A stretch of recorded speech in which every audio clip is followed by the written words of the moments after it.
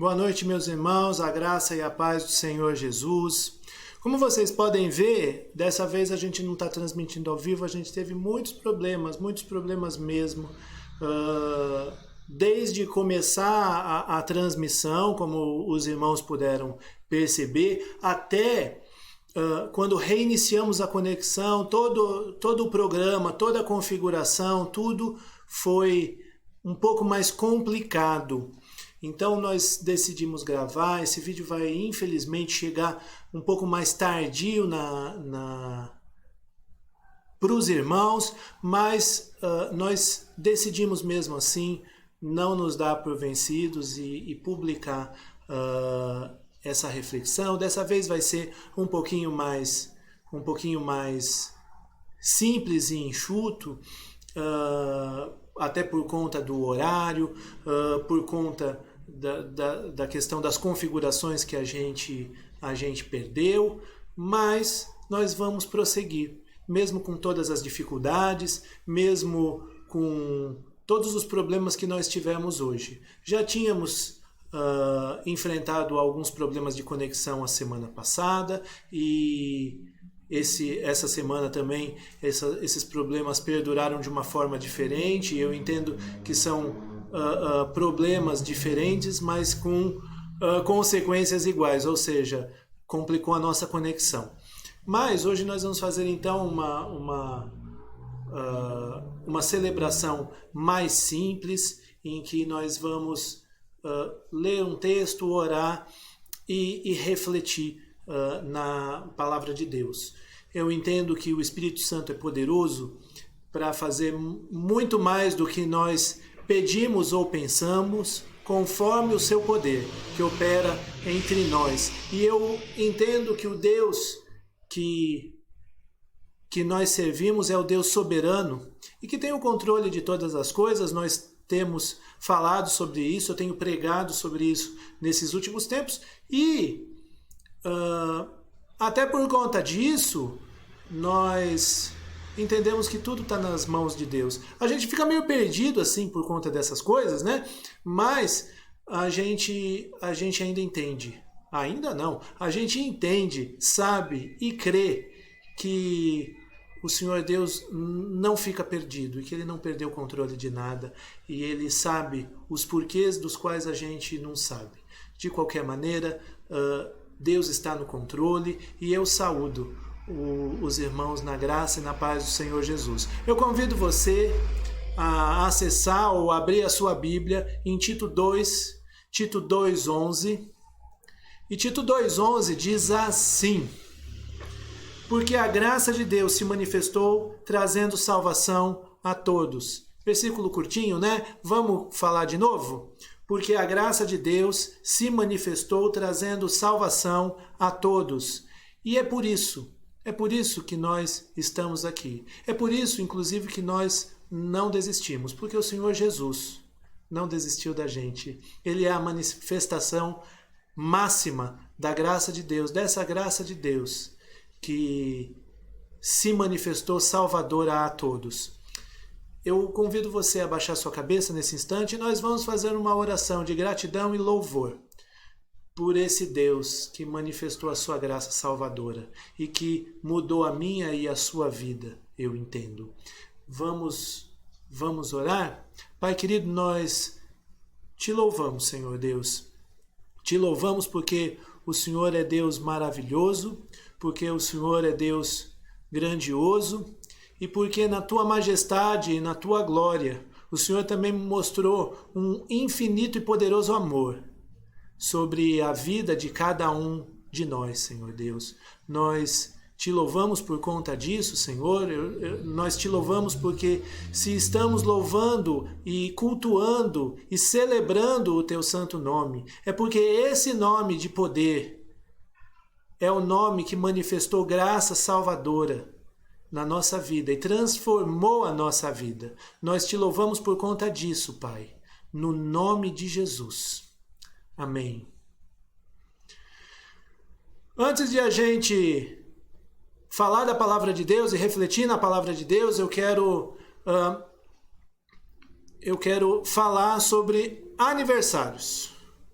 vamos falar um pouquinho sobre os aniversários. O nosso amigo Pinguim já chegou e nós vamos dar os parabéns mais uma vez para Estherzinha. Estherzinha, filha do Zé Giovando e da Josi, fez aniversário na quarta-feira, no dia 6 de maio. A gente não pode deixar de esquecer. E também no dia 8 de maio, na sexta-feira, a nossa igreja fez aniversário. Nós completamos 10 aninhos de existência pela graça de Deus. E nós louvamos a Deus por conta disso. E eu quero agradecer, junto com os irmãos, pela vida da Esther e pela existência da nossa comunidade. Existência essa que Deus, na sua graça salvadora, proporcionou para nós, comunidade Primeira Igreja Batista em Brodowski. Vamos orar mais uma vez e vamos agradecer a Deus pela nossa igreja e pela vida da Estherzinha. Mais uma vez, Esther, parabéns, beijo.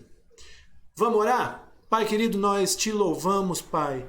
Te louvamos porque o Senhor é bom, porque o Senhor é o dono da vida, porque o Senhor tem manifestado a tua graça e a tua bondade sobre nós, e o Senhor tem manifestado a tua graça sobre a vida da Esther, fazendo ela crescer firme, forte e crescendo também no teu caminho, em graça diante de ti, Senhor, e diante das pessoas. Nós te louvamos pela vida da Esther e nós te pedimos das tuas mais ricas bênçãos sobre a vida dela, Senhor Deus.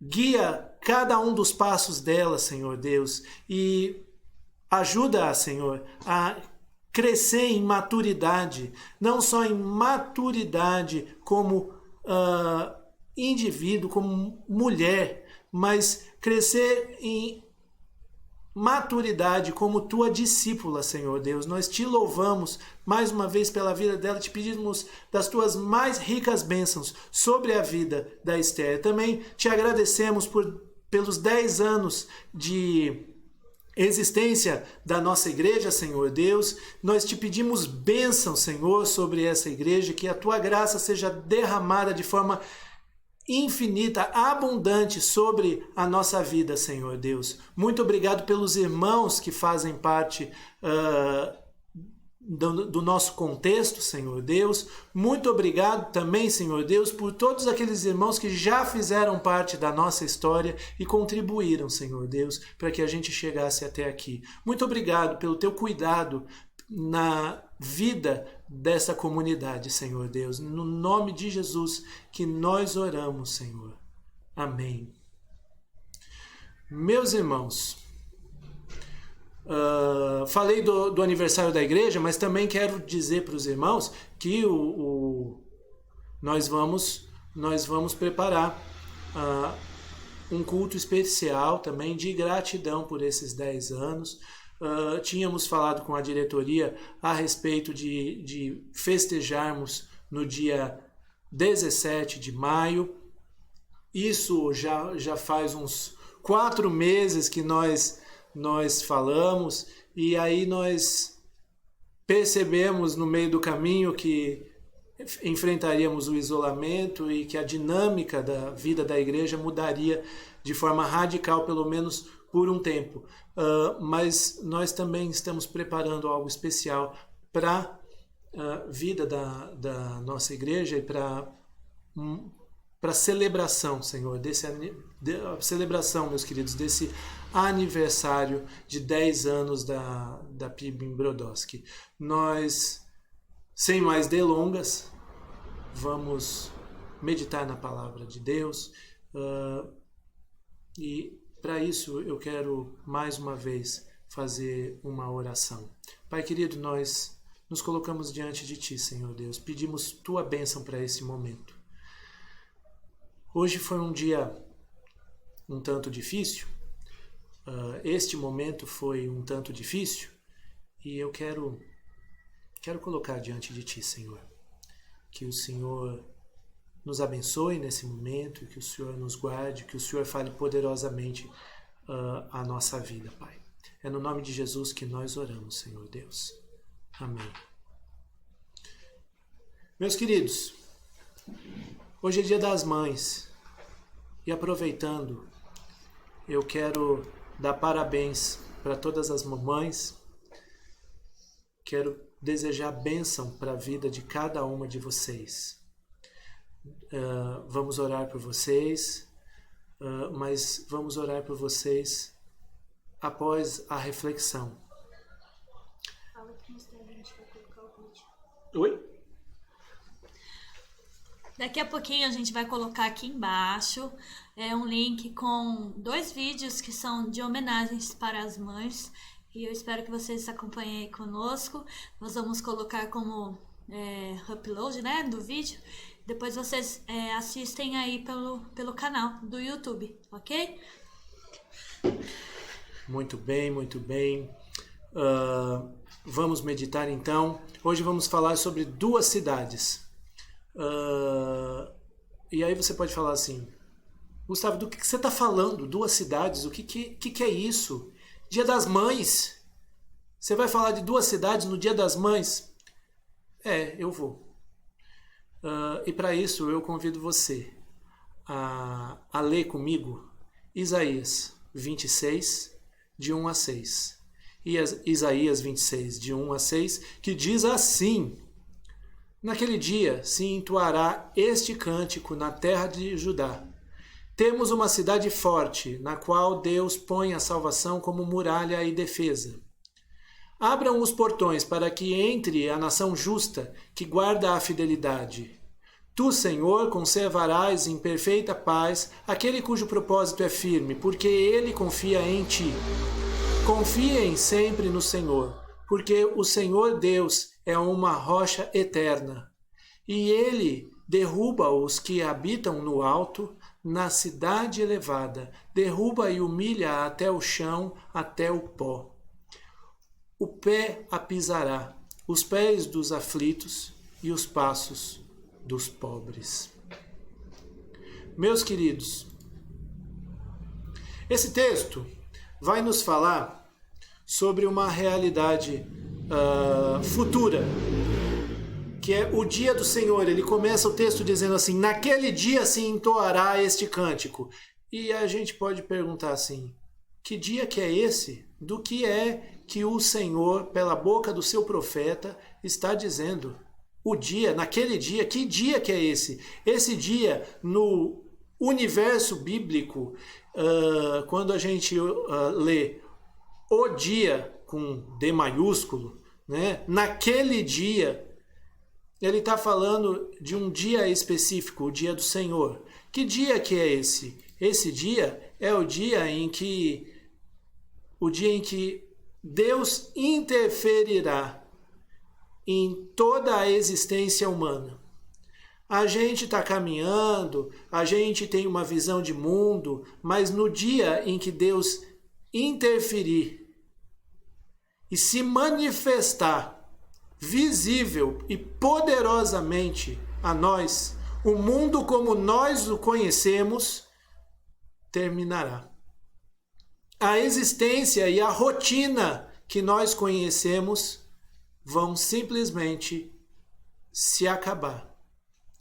O dia do Senhor, ele é revelado como o dia em que Jesus Cristo aparecerá nas nuvens e todo o olho o verá.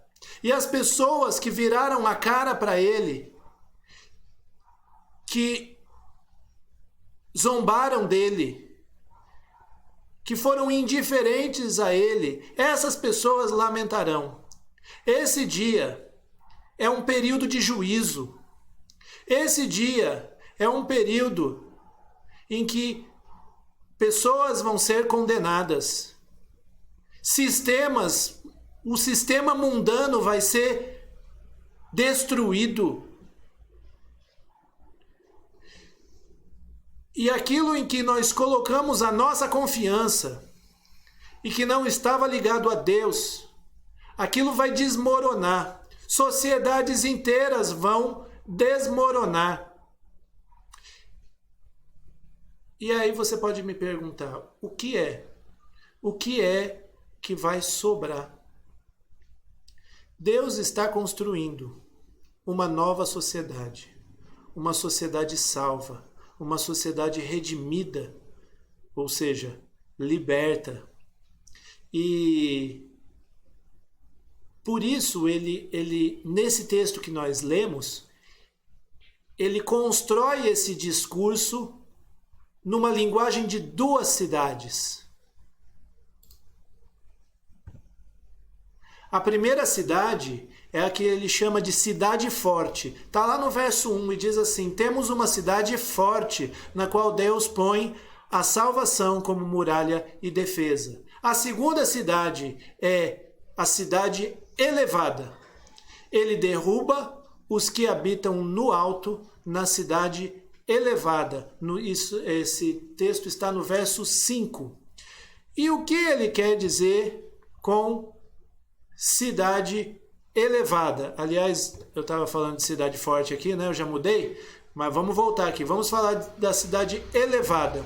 Cidade elevada é justamente a cidade. No mundo antigo, nós tínhamos cidades que ficavam em regiões mais baixas, mais planas. E todas as cidades no mundo antigo, elas tinham muralhas e portas, e essas eram as defesas da cidade. Um exército inimigo chegava e cercava, não conseguia invadir a cidade porque tinha um muro protegendo a cidade. Tinham portas que, quando o exército inimigo chegava, as portas eram fechadas. E os exércitos daquela cidade de dentro, eles investiam contra o exército de fora.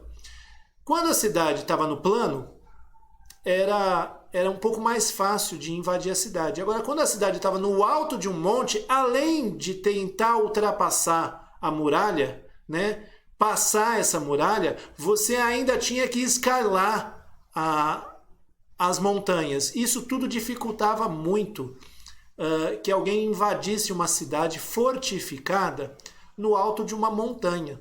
Por isso que a gente está falando aqui de uma cidade elevada. Elevada porque está no alto de uma montanha. A cidade grega de Sardes era uma cidade que ficava em cima de uma série de penhascos. Isso lá na Grécia, né? E por isso os habitantes de Sardes, eles ficavam super tranquilos, porque eles falavam assim: o pessoal vai tentar nos invadir e não vai conseguir, porque tem que escalar o penhasco, os soldados já vão estar cansados, e a hora que eles começarem a chegar, a gente mete fogo neles. Então era muito difícil entrar numa cidade que era elevada, que era em cima de um penhasco, em cima de uma montanha. E o que acontece quando você tem uma cidade em cima de uma montanha? Os moradores dessa cidade confiam nas suas defesas, confiam no seu sistema de defesa, confiam na sua posição estratégica, geográfica, eles confiam nos seus muros, eles confiam nos seus soldados, eles confiam na sua força, confiam na sua capacidade. E quando nós estamos falando de uma cidade elevada, nós estamos falando da disposição do coração de várias pessoas de confiar na sua própria capacidade, de confiar na sua própria força, de confiar em si mesmo e não levar em consideração quem Deus é, o que Ele faz e o que Ele é capaz. Essa cidade representa todo o grupo de pessoas que simplesmente abandona Deus, ou está alheia a Deus, ou ignora Deus, e o que confia mesmo é na sua própria capacidade. O que é que o texto vai nos dizer sobre a cidade elevada, ou esse grupo de pessoas que confia em si mesmo? Que o Senhor Deus derrubará os que habitam no alto. Deus vai derrubar todos aqueles no seu julgamento, no seu juízo, e no dia em que o Senhor Jesus voltar, Ele vai derrubar, Ele vai ruir a vida de cada uma dessas pessoas que confiaram em si, que acharam que a sua própria força, que a sua própria capacidade, que o seu próprio status, seu status social, a sua condição financeira bastavam para ele. Essas pessoas elas vão ser julgadas, condenadas, e elas vão simplesmente falir em toda a sua vida. Mas existe também a cidade forte. E a cidade forte, ela é diferenciada. Ela não é forte porque ela tem bons muros, muros de pedra fortificados. Ela não é forte porque ela tem soldados fortes. É outra coisa, é outra pegada. Eu gostaria só de voltar na cidade elevada para dar um outro dado. Eu falei da cidade de Sardes, que ficava super relaxada por conta de estar em cima do penhasco. Na história, a cidade de Sardes sofreu 2 invasões. As 2 invasões ocorreram de surpresa, por um motivo muito simples. Eles não estavam esperando. Eles confiaram no muro, no penhasco, e eles não esperaram. Eles não esperavam que alguém fosse invadir. Mas invadiu 2 vezes. Se soldados humanos conseguiram fazer isso, nosso Deus não é limitado a penhascos, não é limitado a muros, ele não é limitado a nada. E ele vai exercer juízo. Vamos falar da cidade forte? O que faz dela uma cidade forte no final das contas? Olha do que é feita a muralha dessa outra cidade, na qual Deus põe a salvação como muralha e defesa. Sabe o que defende essa cidade? A salvação do Senhor. Sabe por que ela é forte? Ela é forte porque ela é cercada pela salvação do Senhor.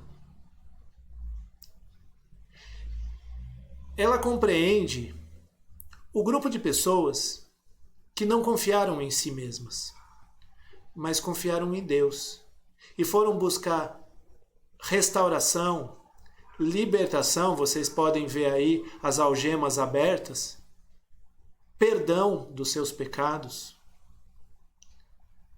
dependência de Deus, tudo isso a partir do Senhor e da sua salvação. Por isso essa cidade é forte. Ela é forte porque quem fortalece ela é o próprio Deus. Deus é a sua rocha. Ela não está firmada num penhasco qualquer. Ela está firmada no próprio Deus. E é por isso que ela é forte. Essa cidade, ela representa todas as pessoas que dependem e que entenderam que em si elas não são nada, elas precisam da salvação do Senhor Jesus. O que mais compreende essa nação ou essa cidade forte? Olha o que o verso 2 nos diz. Abram os portões para que entre a nação justa, que guarda a fidelidade. Essa nação, a nação que mora na cidade forte, o grupo de pessoas a que compreende essa cidade é um grupo de pessoas que vive em justiça e vive em fidelidade, vive em verdade. E que tipo de fidelidade, que tipo de justiça é essa? O padrão de justiça que nós estamos falando aqui, o padrão de verdade que nós estamos falando aqui, o padrão de fidelidade que nós estamos tratando aqui, é o padrão de Deus. Você pode dizer assim, eu acho que isso não tem nada a ver, porque cada um é cada um, né? O que é verdade para você não necessariamente é verdade para mim.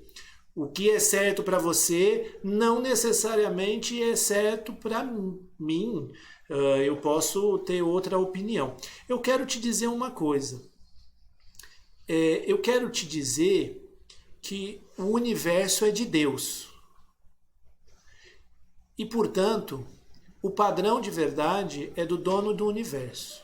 O padrão de justiça é do dono do universo. E quando a gente não está contente com esse padrão de justiça e com esse padrão de verdade, a gente precisaria procurar um outro universo. Um universo que fosse nosso. Mas, sinceramente, não tem nenhum. O universo é de Deus. Portanto, os padrões são dele. Tudo o que vai de encontro e sai desse padrão é o que a gente chama, é o que a Bíblia chama de transgressão.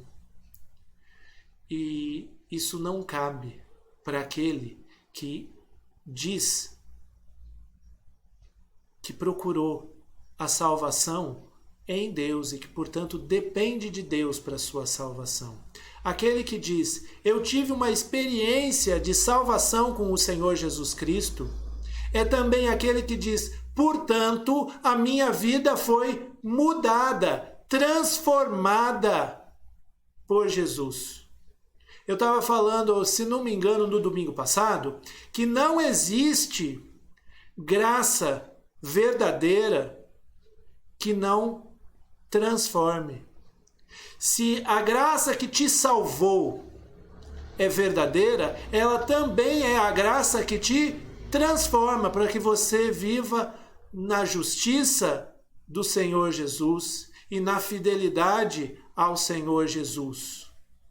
Portanto, essa cidade forte, ela é formada de pessoas que vivem em justiça e vivem em fidelidade. Essa cidade forte, ela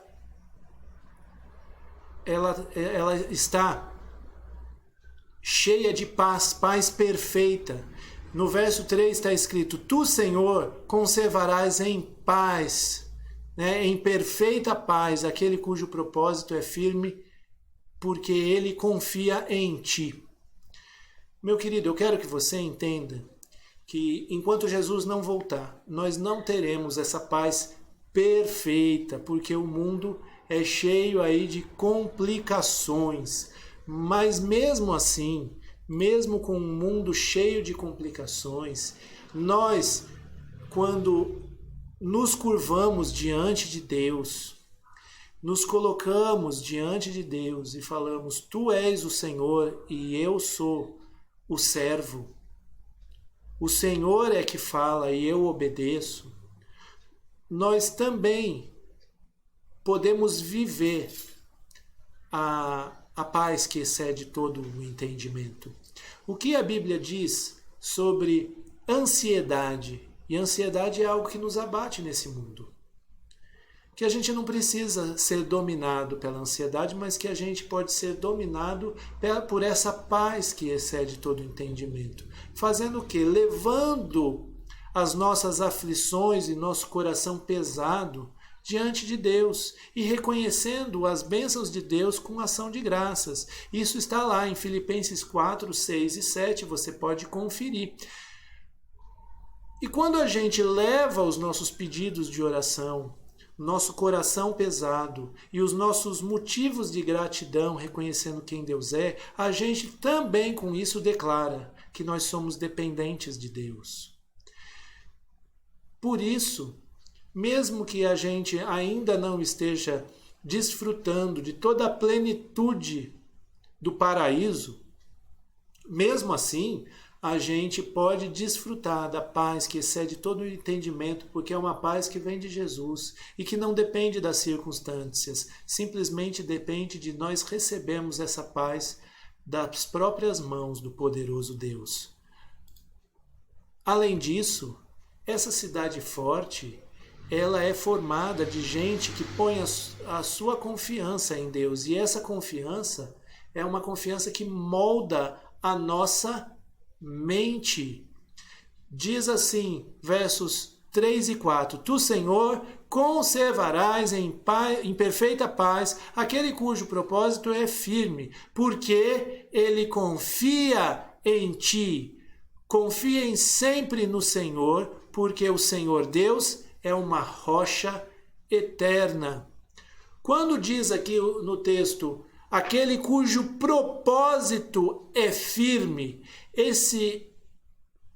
essa frase, ela tem um significado muito próprio. Ela está dizendo que a nossa mente vai sendo moldada para viver pelas diretrizes, pelas orientações, pelas exigências e pelos valores éticos do reino de Deus.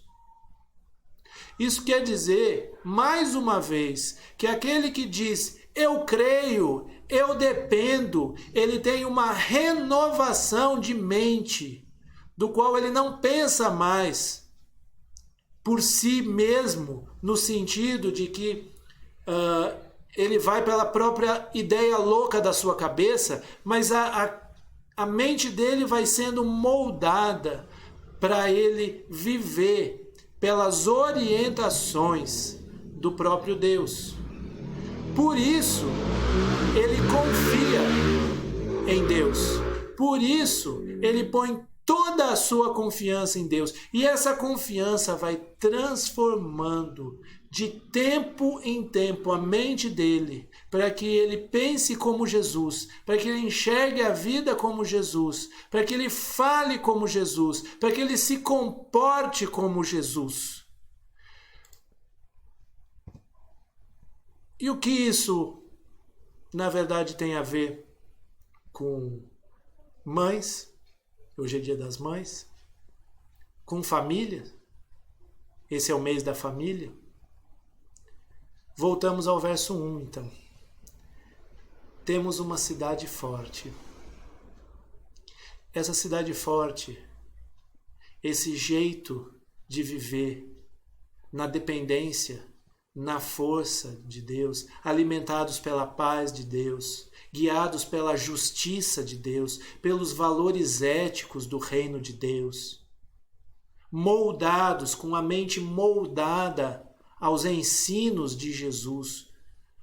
Tudo isso pode fazer de você, mãe, uma mãe forte. Como você pode ser uma mãe forte? Fazendo academia? Não. Como você pode ser uma mãe forte? Fazendo cara de bravo para o seu filho? Não. Como você pode ser uma mãe forte? Batendo na mesa? Não. Eu sei que de vez em quando precisa bater na mesa, precisa dar uma ralhada bem dada. Mas mães fortes não são mães que batem na mesa. Não são mães que dão aquela boa mirada no chinelo, assim, não. Mães fortes são mães que vivem de acordo com a ideia dessa cidade forte.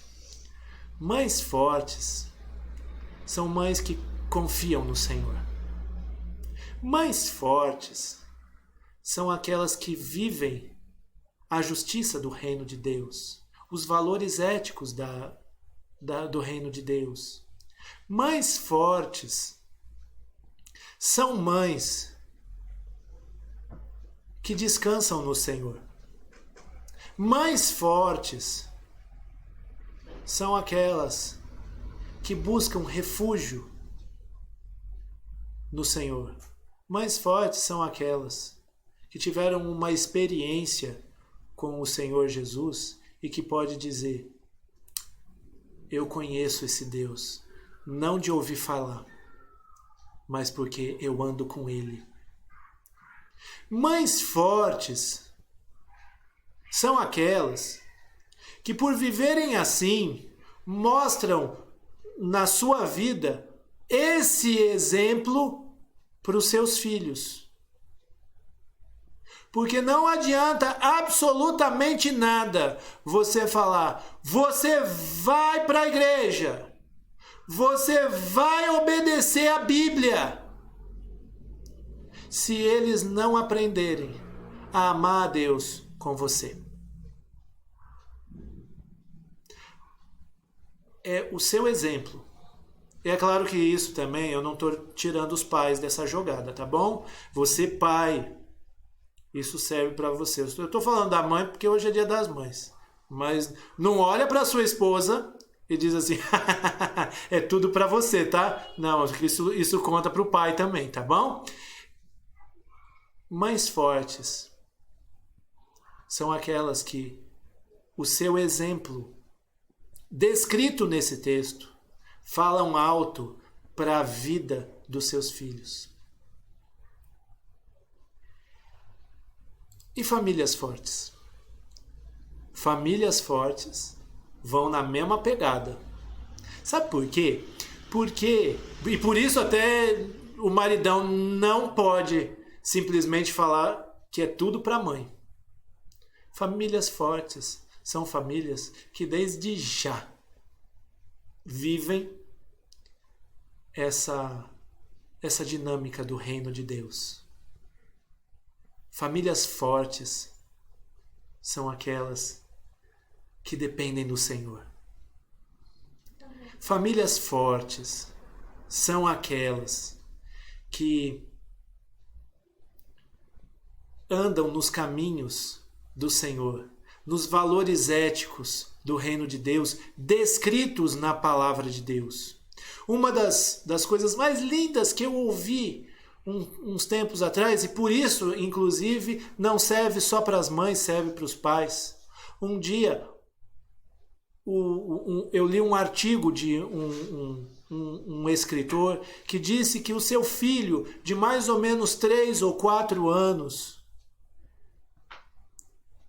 chegou chorando, com medo, com dúvidas, e contou para ele quais eram os medos e quais eram as dúvidas.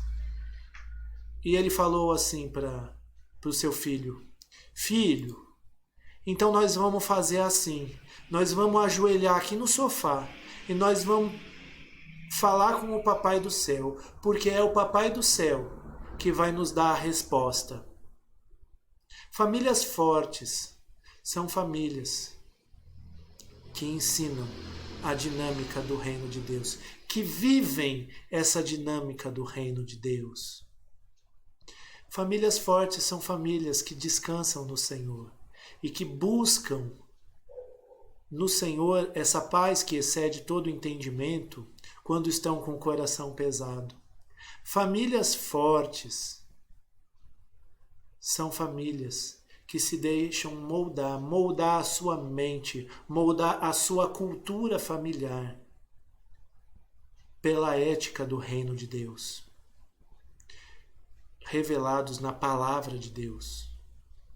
Portanto, mães fortes e famílias fortes vivem as realidades dessa cidade forte descrita neste texto. Eu quero que você pare um pouquinho e pense, você que é mãe, pense se você tem sido uma mãe forte. Não importa a idade do seu filho. Você tem sido uma mãe forte? Pense na sua família. Sua família tem sido uma família forte? Se não, confessa ao Senhor nesse instante. Esse é o momento que eu dou para você confessar ao Senhor as suas falhas, o seu pecado, os seus erros. Eu digo para você que talvez você perceba o Espírito Santo falando com você nesse instante e tocando no seu coração nessa ou naquela área.